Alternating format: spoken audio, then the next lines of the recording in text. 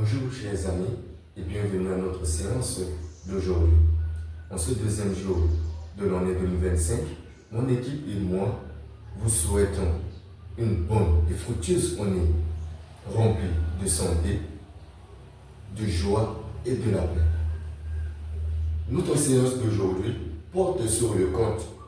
Au courant de cette séance, nous allons découvrir ensemble c'est quoi le compte, voir son importance dans la tenue d'une comptabilité, suivi de quelques terminologies liées au compte, ainsi les différents tracés des comptes. En outre, nous allons parler du fonctionnement d'un compte et de sa réciprocité. Et enfin, nous allons formuler toutes nos théories par un exercice d'application. Comme nous venons d'énumérer, voici présenté notre plan du travail de ce jour. Les opérations effectuées par une entité sont enregistrées au fur et à mesure qu'elles sont réalisées dans des comptes. De ce fait, que peut-on retenir d'un compte? Le compte est un tableau à deux colonnes dont la partie gauche appelée débit réservé aux emplois et la partie droite appelée crédit réservé aux ressources. Particulièrement, nous avons le compte caisse qui retrace tous les encaissements et les paiements effectués pour le besoin de l'entité. Nous avons aussi le compte des stocks et d'autres comptes selon les opérations. Les comptes jouent un rôle très important dans l'étude de la comptabilité d'une entreprise car ils représentent des tableaux de suivi pour le patrimoine de cette dernière. En cette deuxième partie de notre séance, nous allons voir quelques terminologies liées au compte. Retenons que l'usage des comptes fait appel à une terminologie appropriée, à savoir, dans un premier temps, nous avons l'ouvrir un compte. C'est quoi ouvrir un compte? C'est intituler un compte et inscrire un montant initial. À la suite, nous allons parler d'imputation d'un compte.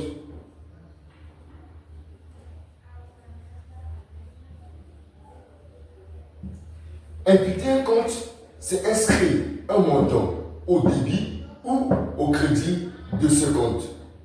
Suivi de débiter un compte.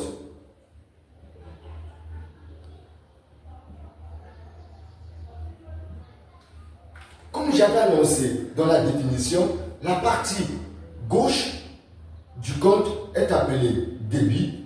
Ce qui veut dire débiter un compte, c'est inscrire un montant au débit de ce compte. Pareil pour créditer, qui est d'inscrire un montant au crédit de ce compte. Nous allons voir la suite. C'est quoi solder un compte?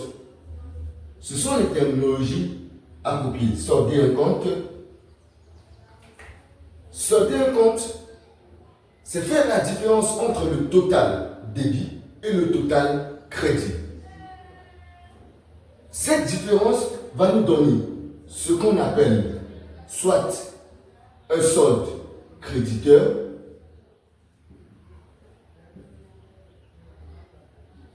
ou un solde débiteur ou encore un compte soldé.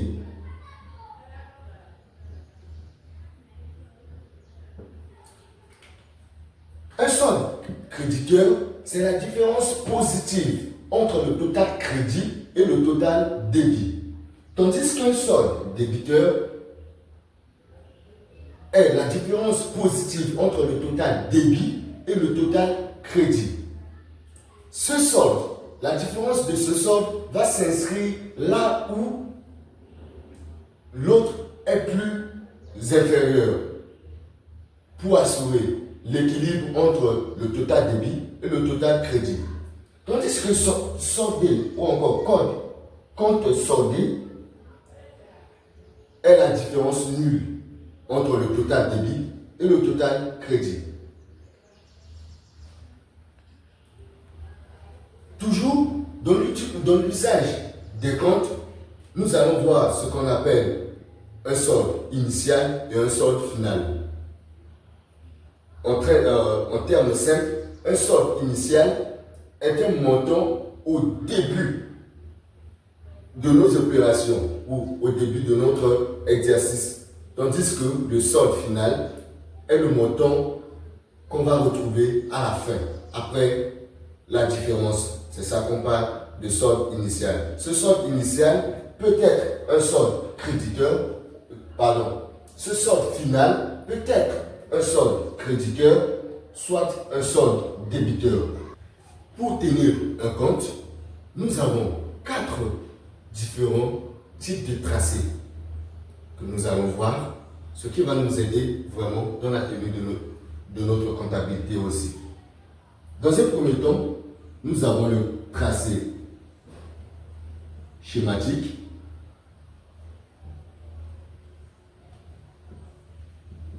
qui se présente comme suit. Le côté gauche, le débit, le côté droit, le crédit. Ici, nous avons le numéro et l'intitulé. Numéro et intitulé du compte. Numéro et intitulé du compte dont nous allons inscrire, tout dépend des informations. C'est comme ça se présente le compte de tracé schématique. À la suite, nous avons le tracé classique. Tracé classique à colonne séparée.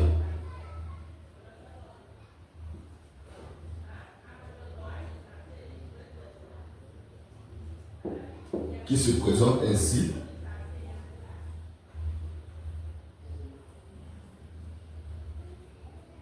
La date,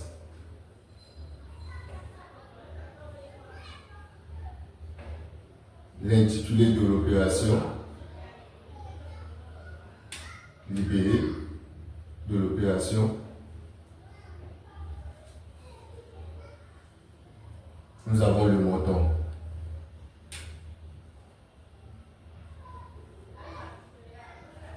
Là, c'est pour la partie gauche, toujours le débit. Au niveau de la partie droite, nous avons la date pour le crédit, libellé de l'opération et montant.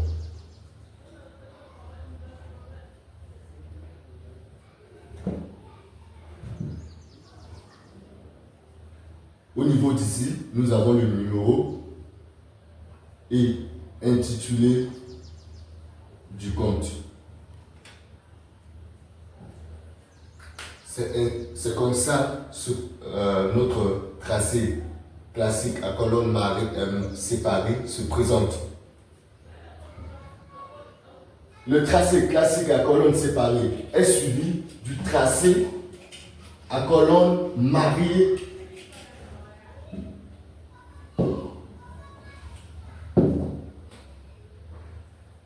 tracé à colonne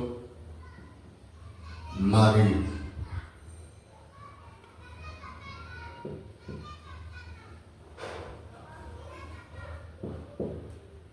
Tracé à colonne mariée se présente comme suit.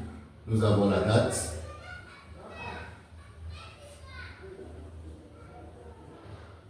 nous avons l'IPD,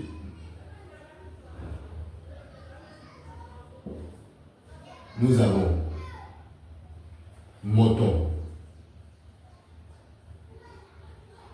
débit, montant, crédit. Toujours le numéro et intitulé du compte à l'en-tête. à la fin. La présentation du tracé à colonne mariée, suivi de tracé à colonne mariée avec solde.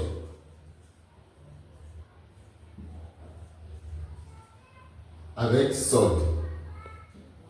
Notre quatrième et dernier tracé. Nous avons la date. Nous avons le libellé. Les libellés. Nous avons ici mouvement. Mouvement, crédit, débit, mouvement, débit, mouvement, crédit. Nous avons solde, débiteur, débiteur, créditeur.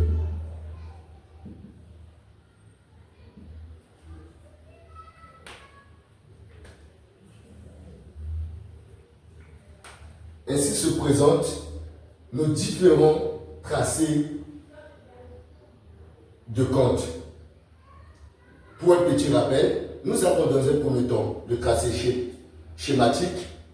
Nous avons aussi le tracé classique à colonne séparée, le tracé à colonne mariée et enfin le tracé à colonne mariée avec solde.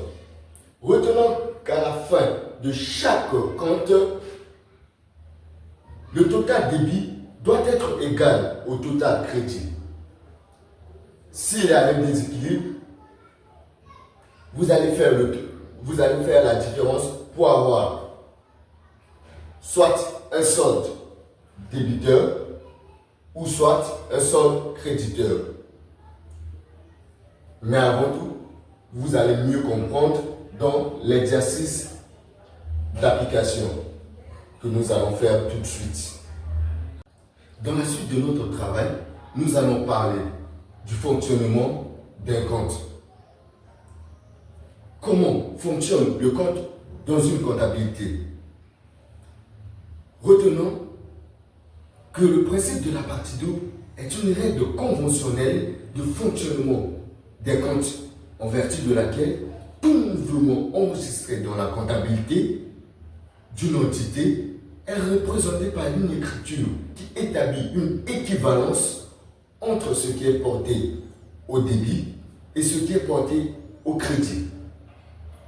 Par convention, les comptes de charge et les comptes de l'actif sont des emplois augmentant au débit et diminuant au crédit. De même, les comptes de produits et les comptes du passif du bilan sont des ressources qui augmentent par l'inscription au crédit et diminuent par l'inscription au débit. En ce moment, nous allons parler de réciprocité de comptes.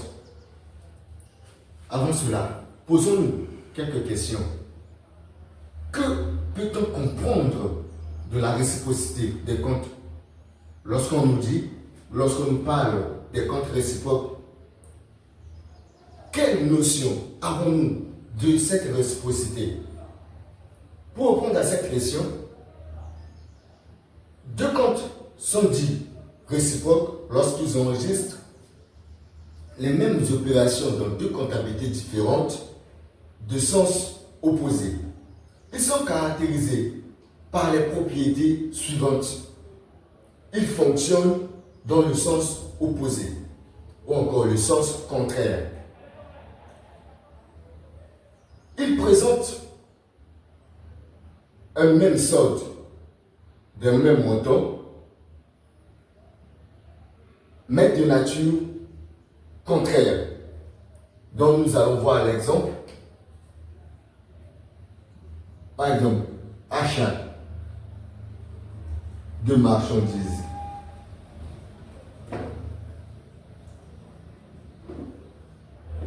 l'opération d'achat de marchandises à ce niveau, pour le client, c'est achat. Là, on va parler de client. Pour le fournisseur, ça sera vente de marchandises. On nous demande de faire un compte réciproque. Le compte réciproque ici, ça sera le compte client chez le fournisseur. Chez le fournisseur, ça sera le compte client 4111 client. Et chez le client, le compte fournisseur 40 11 fournisseurs. On met par exemple un montant 250 000. Nous allons voir que ces mêmes opérations, mais enregistrées dans deux comptabilités différentes. Chez le fournisseur, il va enregistrer cela au côté de débit qui augmente sa dette, sa créance sur le client, tandis que au niveau de fournisseur, au niveau de client, il va enregistrer cela au crédit. Ça augmente sa dette. Vous vous souvenez de ce que nous venons de voir au niveau de fonctionnement des comptes. La précision, on nous précise que les comptes de l'actif augmentent au débit. C'est ce qu'on voit ici. Donc, la créance client augmente au niveau de fournisseur et la dette fournisseur augmente sur le client. Nous tendons peu à peu à la fin de notre séance par cet exercice d'application qui va illustrer tout ce qu'on a dit au niveau des comptes au début. Voyez un peu l'énoncé. On nous dit les opérations effectuées par la société Rationnelle Académie sont les suivantes. Le premier 5e mois 2024, il a un solde de 275 000 au début du mois. Le 5, il a effectué un achat en espèces du matériel informatique d'un montant de 150 000. Et le 12, il a effectué une vente de services par caisse de 50 000. Le travail à faire est de présenter le compte caisse. Pour notre exercice, nous allons présenter le compte caisse dans les 4 types de tracés que nous avons. Démarrons.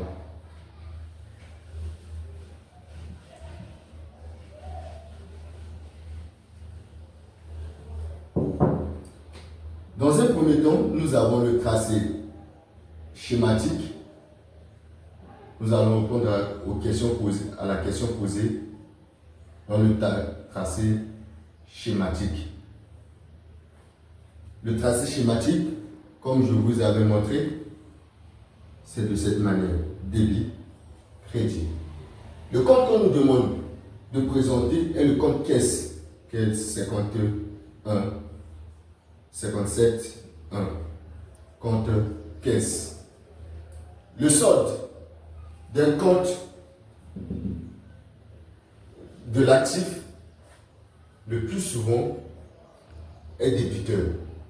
Donc, on va écrire la date, 1er 5e mois 2024, 275 000, entre parenthèses, SI, le solde initial. Nous avons effectué un achat du matériel informatique d'un montant de 150 000. Le 5, donc on a le montant ici, 150 000. La date, le 5, 5e mois 2024. À la date suivante, le 12, nous avons effectué une vente. La vente est un produit. Et est un produit pour nous parce que ça augmente notre caisse. Nous encaissons. Raison pour laquelle c'est au débit d'un montant de 50 000. Tandis que l'achat qu'on a effectué, c'est une charge pour nous. Ça diminue notre caisse parce que l'argent sort. Raison pour laquelle c'est au débit. À la fin, nous devons faire la somme. La somme des deux, ça va nous donner ici 325 000. Ici, nous avons 150 000. Or, le principe de la partie double nous exige l'équilibre entre le total débit et le total crédit. À ce niveau, nous allons faire ce qu'on appelle, nous allons solder le compte en faisant la différence entre le total débit et le total crédit, qui va nous donner 375 000 moins 150 000. 375 000 moins 150 000 nous donne 225 000.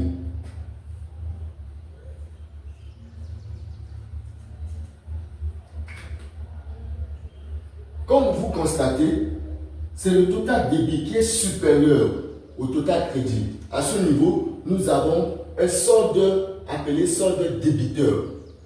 Où ce solde va se placer? Ce solde va se passer du côté le plus inférieur qui est le côté crédit pour assurer l'équilibre entre le total débit et le total crédit. Ce qui va nous donner ici 275 000 solde débiteur. À la fin, vous allez constater que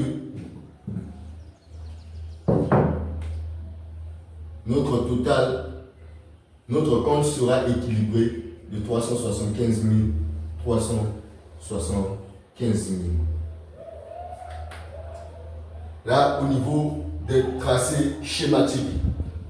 Pour le tracé classique à colonne séparée, nous aurons tracé classique, à colonne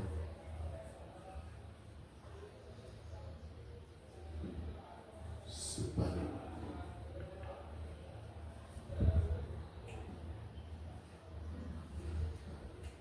Nous allons présenter notre tableau. La date, libellé, montant. Date, libellé, montant. Libellé, montant. Au début, 57. La caisse. Nous avons au début le premier. C'est de quel côté? Côté débit. Le premier cinquième mois. Le premier cinquième mois, libellé, c'est solde initial. De combien? De 275 000. La date suivante, nous avons l'achat. À la date suivante, le 5. Vous constatez que ce n'est pas sur la même ligne à chaque fois au niveau de colonnes séparées. À chaque fois que vous quittez une date pour une autre date, vous devez mettre un espace. C'est comme ça. Nous avons achat de matériel informatique. 150 000. Le 12. Nous avons vente de services de 50 000.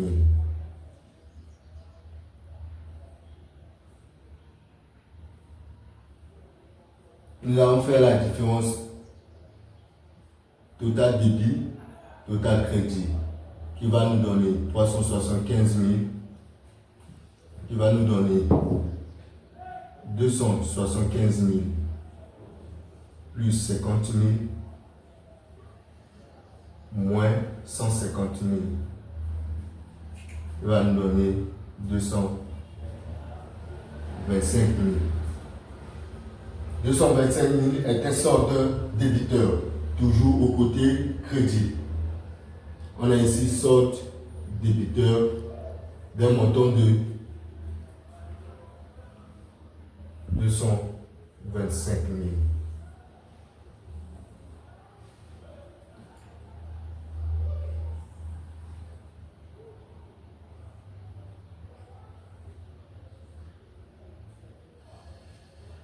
Total débit, total crédit, 375 000,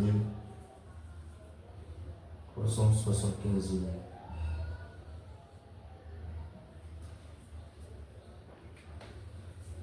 Au niveau de tracé classique, c'est comme ça on présente le compte caisse ou n'importe quel compte que nous aurons dans un exercice.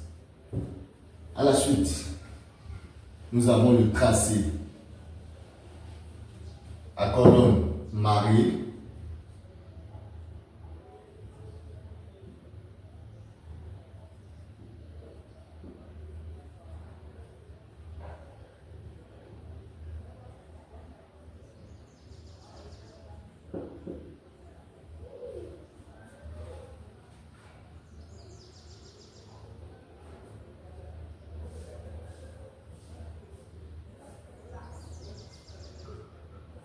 La date, libellé, montant débit, montant crédit. Date, libellé. Nous avons le premier, 5e mois, solde initial de 275 000. Le 5, achat de MI de 150 000. Le 12, nous avons vente de service de 50 000.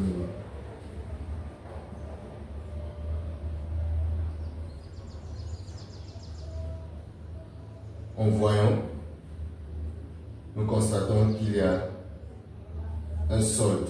On ne donne pas la nature, il faut vérifier. Mais pour notre exercice, comme c'est le même exercice que nous venons de corriger, on peut mettre automatiquement la nature. Dans le cas d'un exercice que vous allez rencontrer, il ne faut pas mettre la nature du solde. Il faut faire la différence, voir quel côté est supérieur à l'autre avant de donner la nature dans le tableau. Qui est de 225 000. Si nous avons le total,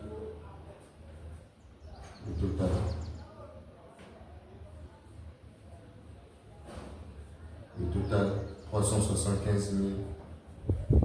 375 000. Le tracé à colonne mariée. Et enfin, nous allons procéder à la présentation du compte caisse. On le tracé à colonne mariée avec solde.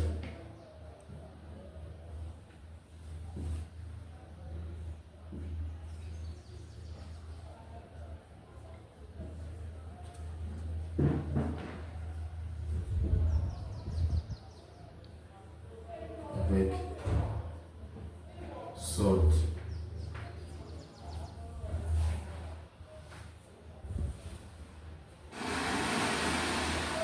Nous avons la date, nous avons le libellé,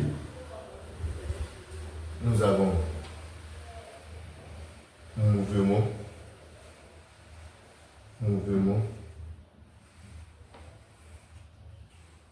solde, qui peut être créditeur ou débiteur, mouvement qui peut être crédit ou débit. Au niveau de la date, nous avons le premier et cinquième mois, solde initial, qui est un débiteur de combien? 275 000. Ensuite, à ce niveau, nous avons un solde automatiquement de 275 000. Une précision, la différence entre le tracé à colonne mariée avec solde et le tracé à colonne mariée est qu'au niveau de tracé à colonne mariée avec solde, le solde est calculé au fur et à mesure qu'il y a une opération. Vous allez voir, pour un compte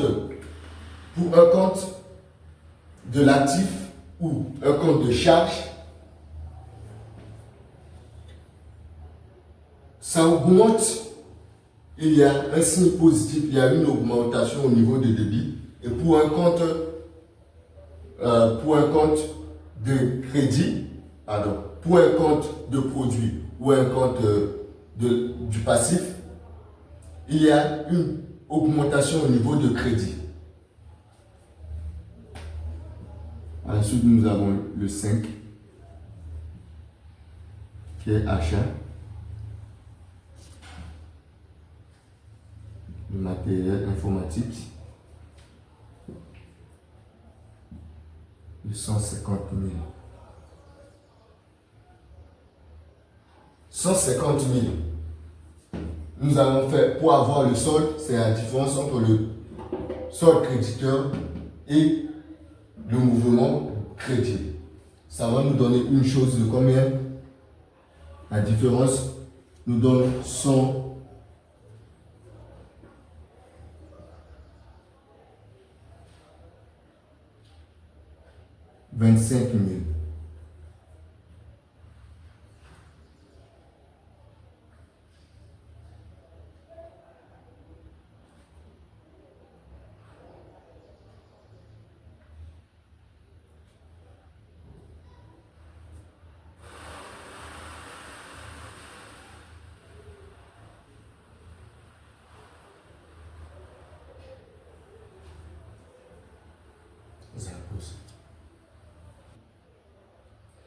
Nous avons la vente de services